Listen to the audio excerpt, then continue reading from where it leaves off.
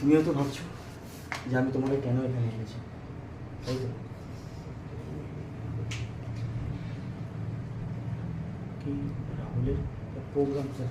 এই রেডিও, আচ্ছা রেডিও তো আমি একটা প্রোগ্রাম করেছি।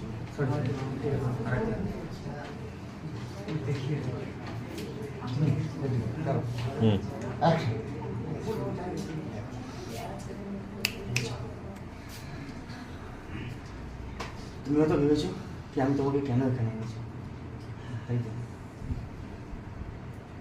রেডিওতে রাহুলের মুখের সব কথা শোনার পর আমি চুপ থাকতে পারিনি। যদি আমি চুপ থাকতাম তাহলে সেই ভগবান আমাকে ক্ষমা করতেন না। তোমার হাত ভাঙাটা কে বলেছে?